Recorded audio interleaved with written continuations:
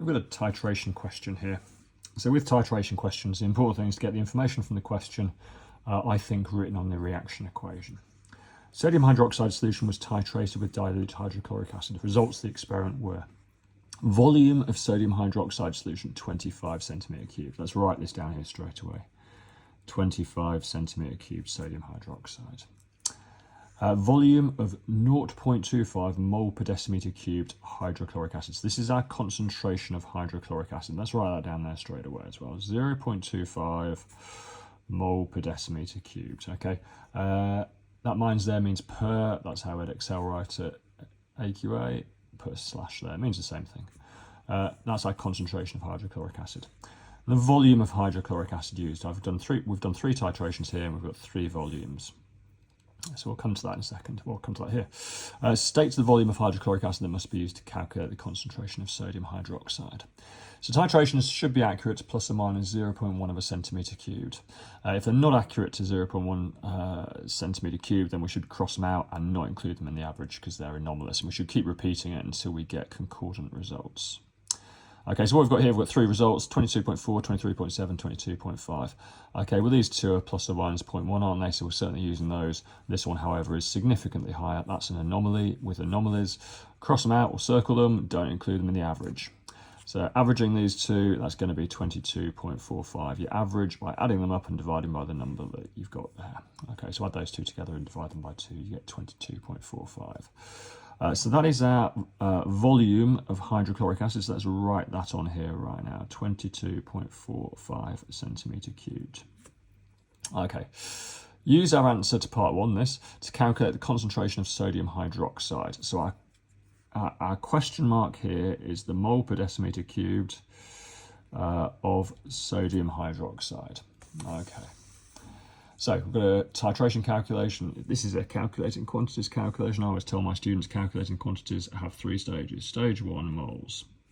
Stage 2, stoichiometry. Stage 3, moles.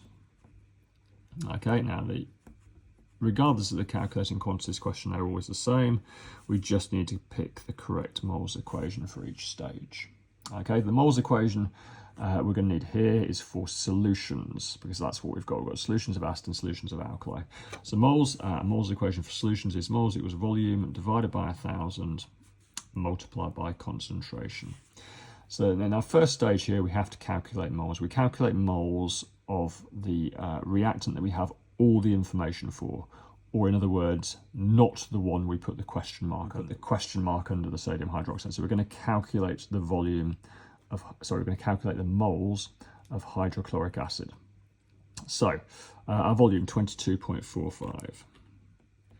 Now there's 1,000 centimetre cubed and decimetre cubed, so we divide by 1,000, multiply it by the concentration of 0.25, and that's going to give us the moles of hydrochloric acid.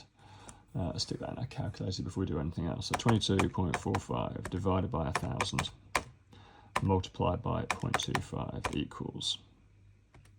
Okay, now never round mid-calculation. Okay, if you round mid-calculation, chances are you could get the wrong answer. So we're going to write all that down there. 5.6125 by 10 to the minus 3 moles. That's how many moles of hydrochloric acid we had. Now stoichiometry. Okay, stage 2. Write out the part of the equation and we've got information on top of. We've got information on top of the sodium hydroxide, the hydrochloric acid, not on the sodium chloride, not on the water. So we can cross those out. So very simply, it's NaOH plus HCl. Now let's put the big numbers in, the stoichiometry numbers in, the reacting ratio, if you like, in. There's no number before the sodium hydroxide. There's no number before the hydrochloric acid.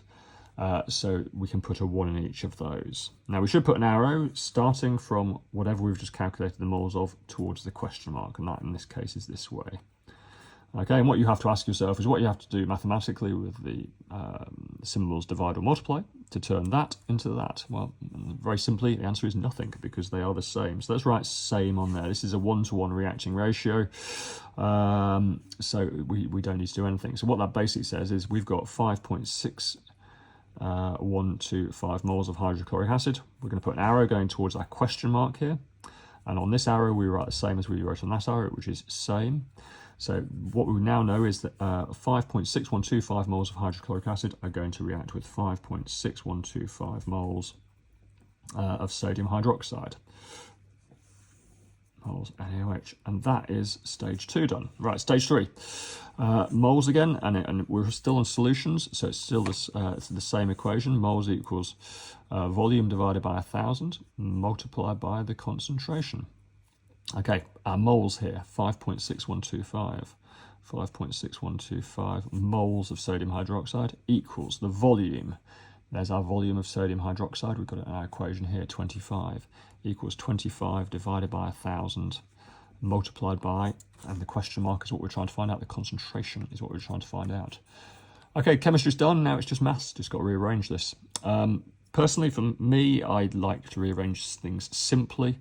There's 4 terms here. I prefer to rearrange them with 3 terms. So I'm just going to take the 25 and divide it by 1,000 before I do anything else. Okay, it just makes the maths a bit more simple for my small mind. Okay, which is 0.025 times question mark. Okay, so I've just taken that, the 25 divided by 1,000 and put that there. Okay, so I always got through GCSE with formula triangles. Formula triangles always have divides and multiplies there. I know some teachers hate them. I still quite like them. Okay, all you have to do is ask yourself which we need to rearrange this to make the question mark subject, don't we? So all we have to ask ourselves is what's the mathematical symbol here? And it's multiply. There's our multiply there. We've got a question mark that side of the multiply, so let's put it there. I've got 0.025, the other side of the multiply, which means the 5.6125, oh, it's by times 10 to the minus 3, isn't it? I forgot that. Times 10 to the minus 3. Times 10 to the minus 3, times 10 to the minus 3. Almost made an error. So our 5.6125 times 10 to the minus 3 goes on top. Put your finger over the question mark, and it's 5.6125 times 10 to the minus 3 divided by 0.025. So that's our rearrangement done. 5.6125 times 10 to the minus 3 divided by 0.025 equals, so I've still got that in my calculator from before, and we're going to divide it by 0.025 divided by 0.025 equals, our final answer is 0.2245 mole per decimeter cubed. Just check, doesn't ask anything about significant figures or decimal places. It doesn't, so I'm happy to leave it like that. But you could round it to 3 significant figures, 0.225, because that would round that up to 5. All these questions and more on ayleshamhighchemistry.com.